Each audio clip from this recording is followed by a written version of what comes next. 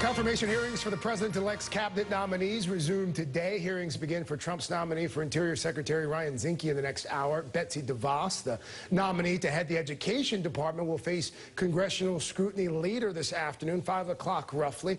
DeVos is a proponent of charter schools, voucher programs as well. She faces some stiff opposition from Democrats and many in the education field at large. I want to bring in Lily Eskelsen García. She's president of the National Education Association, which represents nearly 3 million teachers in this country.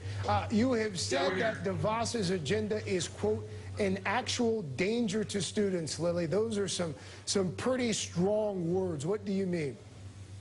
Yeah, I was actually holding back on that. We are alarmed. We are appalled. You know, there are a lot of people out there, some good folks that we wrestle with all the time on the proper role for a charter school, an incubator of some innovative idea.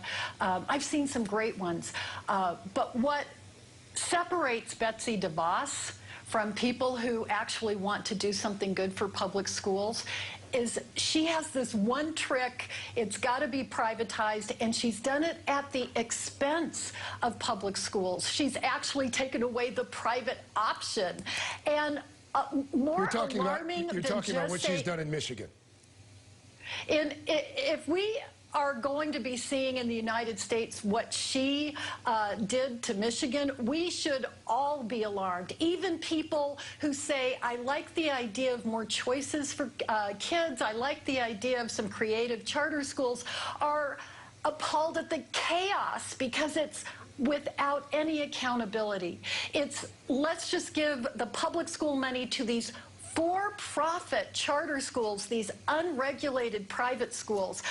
If the parents are promised something and they aren't satisfied, then they can go somewhere else. It has been chaotic, and the price was paid by students in the public schools, but also students that were promised something in those for-profit charter schools. And when the parents said, "This isn't what you promised me," in the slick brochure, she went, "Yeah, well, you made a mistake." Lily, as you know, there's this Department of Education report that came out a short time ago. It notes that while some improvements in public school performance have been found, back in 2015, just 22% of 12th graders scored at the proficient level in science and math. That's just one of many statistics that came out of that report that doesn't necessarily portray our public schools in the best light. If our traditional approach, if it isn't working, and I think that we can agree to a certain extent that a lot of what we're doing isn't working, what's wrong with trying it a different way? Let's try what's working.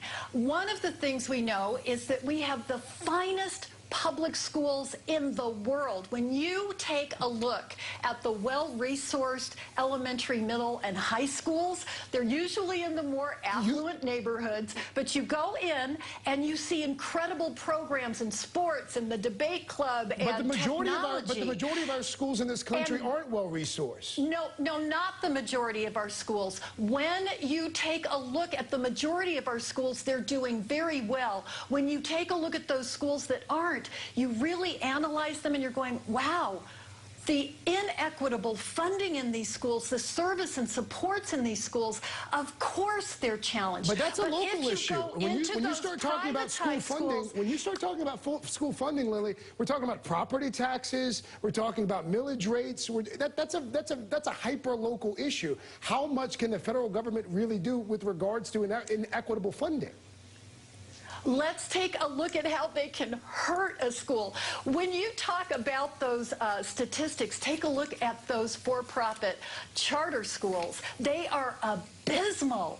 And so why in the world did we say, let's try that? We tried it. It didn't work. What we know works is equity, is a safe learning environment for those kids, and transparency. The taxpayers and the parents should know how their tax dollars are being spent. Those are things Betsy DeVos has fought against her whole life. It's why the charter industry in Michigan is such an abysmal failure. Really quickly, before I let you get out of here, one area with which you agree with Betsy DeVos, one thing. Just one. I can't think of one. Not I one. can't think of one.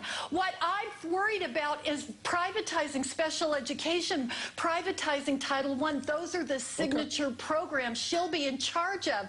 She's privatized everything she could get her hands on. What about our special ed kids? They need those resources, and we believe that Betsy DeVos should not be our Secretary of Education. Lily? The senators should reject her nomination. Lily Eskelsen García, always enjoy your insight, always enjoy your perspective. Thank you so much for your time. Backstage Pass. We will get the first